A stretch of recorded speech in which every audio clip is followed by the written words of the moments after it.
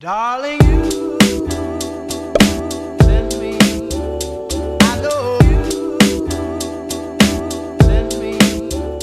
Hi everyone, in today's video we will be discussing everything you need to know before applying to university. This is applicable to mostly Canadian universities, and I haven't seen a lot of videos on this topic, mostly because in Canada it's kind of different than it is in the US. So I'm going to be talking to you about before you apply, what the process is, what you should do, and I'm just going to be speaking from my personal experience of what I did before and what I wish I did before I started applying. In this video, I will be covering resources, programs, marks, and scholarships. So let's just get started. I just have some stuff written down on my notebook here so I can discuss and cover everything. Just so you know a little bit about me, I am a grade 12 student. I'm actually graduating this year, and in the fall in September I'm going to be going off to McMaster University to study earth science. So that is a little bit about me. I did apply to 6 programs. In the next video I'm going to post, I'm going to be talking about my experience with applying to the different programs, which one I got accepted into, what my marks were, and which one I decided ultimately to choose. Okay, so the first thing we're going to start off with is resources. Okay, so research is obviously very important when it comes to picking your program, picking your university. I started researching at the end of grade 10, coming into grade 11. I ended up starting to research at that time, and I have a couple resources that I kind of gathered, that I kind of used myself to be able to come to apply to the programs that I did apply to. So the first one is the Ontario University Fair, or otherwise known as OUF. So in this fair, you can go visit the different university booths that they are, and every Ontario university is actually there and has set up a booth. They also have presentations that you can go to. You can collect view books, which are very important. I went to the Ontario University Fair in grade 11 and in grade 12. It's free to go to, so you can go through your school, you can go with your parents. I think it's like 3 or 4 days, and it's truly really nice because you can collect all the view books. You even get some free stuff. I recommend for you guys to, if you're going in grade 11, to get all the view books from every university, because you never know what university you're gonna like. You never know what program you're gonna end up liking. But in grade 12, try to go with a lot of questions in mind, and also only collect the view books and information from the universities and the programs that you're interested in. So I'd say that even before you start grade 12 and go to this university fair, that you do some research on programs that you like and universities that you like, so you know what questions to ask to the different representatives that are there, because they're there to help you. Alright, so the other thing is that there are presentations that happen here. So if you're interested in a particular university, for example Wilfrid Laurier, they have presentations in separate rooms with I think around 50 people at a time, and in there you can get your questions answered, or you can just hear more specifically about that particular university. I'd recommend, if you want to go with your parents or guardians to any of these, I feel like they themselves have a lot of questions as well that you can get answered too. So a couple of the questions that I would say that you guys ask about, this is more specific to your needs and preferences and what you guys are looking for. But if you are interested in athletics, maybe you want to ask about their sports teams or their sports programs, their gyms. Or if you're interested in doing some research during university, or what their co-op options are, ask about those if the program that you're looking for has those, and just make sure you ask those specific questions as well. The next thing is university tours. So obviously, due to the coronavirus, in-person tours are currently canceled, but that doesn't mean you can't still look at the campus of the university. I'd recommend for you guys to, if you're going into grade 12 during the summer, go down there, drive down to the university, just look around the campus, drive around the campus, even if you can't go in the buildings. The other things that you guys can do is do the virtual tours. So this is a new option that a lot of universities have, or even colleges, where you can just go on their website and they'll have the ability for you to book a virtual tour where it's a YouTube live, and you're with around 15 to 20 other students, and a campus tour guide virtually goes through the campus and shows you the different libraries, the different buildings, and so on and so forth. Now, it's often hard to remember what university you like, what you don't, what program you like, what program you don't. So I'd recommend for you guys to write everything down. I know I did in this notebook. After university tours, after asking those questions, make sure that you list out the pros and cons of each university and of each program that you like.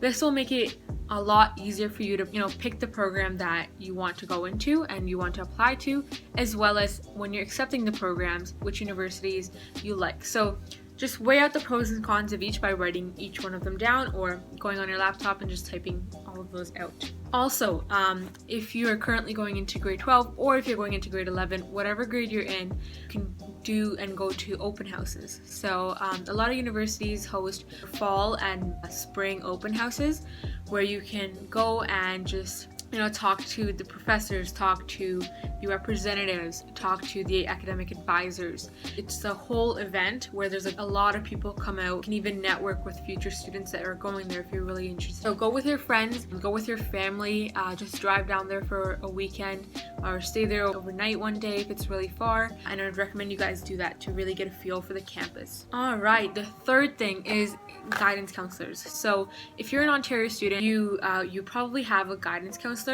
who you can talk to about the different universities programs. A lot of them are supportive in terms of they can help you and guide you from their own experience, or they can lead you to someone who can guide you.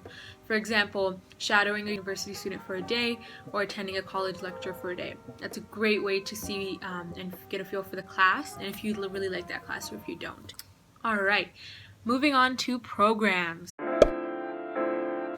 Alright, so programs, obviously it's hard to pick a program you like, especially, I know it was for me as well. I was often very confused because I liked a bunch of things. I liked math, I liked science, I also liked art.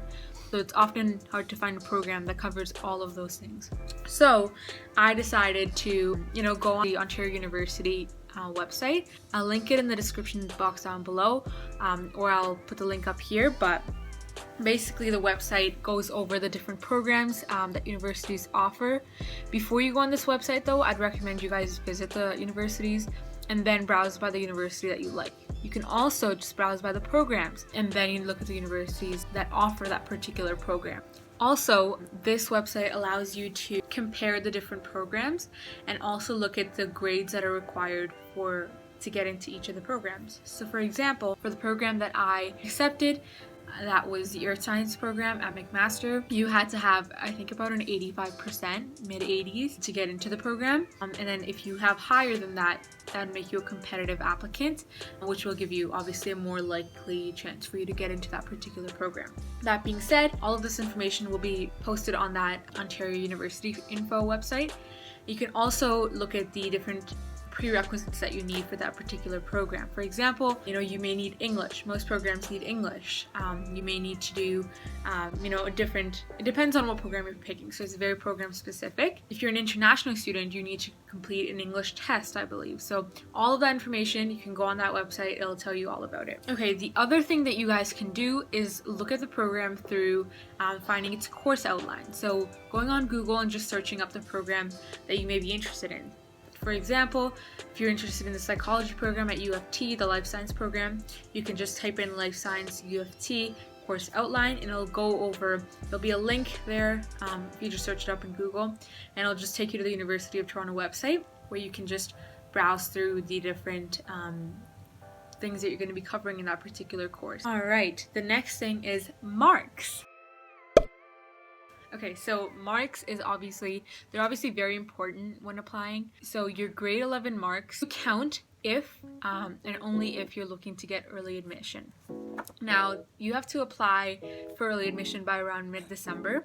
Once you're done that, the universities will just consider your grade 11 marks to decide if you're a good candidate for them. So in order to do this, most universities only take really high grade 11 marks because they want to ensure that you're going to stay constant with those marks as you go through your grade 12 year. The other thing is that if you don't want early admission, the grade 11 marks will not count, but your first semester grade 12 marks will. So it's always a great idea to work super hard. If you don't feel like your grade 11 marks were great, work super hard in grade 12 and get really great marks so that you're able to get that offer of admission by February, around mid-February. And that's the other thing. So the due date for actual applications is mid to early February, and after that you will be able to get those acceptances. Those are not early acceptances, but those are, that's when universities start sending acceptances through different rounds. All right, the next topic is scholarships. So scholarships are obviously very important, especially if you're looking for, an extra boost of financial aid to help you through your 4 years of university or college. So I'd recommend you guys to apply for scholarships early. A lot of universities give out scholarships. A lot of external companies give out scholarships. For example, TD has a really big scholarship that you can apply to. And I can make a separate video on scholarships because I have applied to a lot of scholarships. But again, applying and planning out the due dates of the scholarships earlier is the best thing to do. So in September, before you even apply to university, you can look up scholarships and just note down the different dates for each scholarship. Also, there are scholarships that are given out by your school and scholarships that you can only apply to if you're recommended by your guidance counselor. So ensure that you're keeping some good relations with your teachers so that they can give you some letters of recommendation to apply to certain scholarships as well. Alright guys, so that summarizes today's video. I hope you guys enjoyed. If you did, please give this video a big thumbs up. Also subscribe down below. Turn on your post notifications for future videos. I will be making a video soon about my experience on applying, what programs I got accepted into, and the program that I ultimately accepted and why I did so. And thank you guys for watching. Why it's getting colder.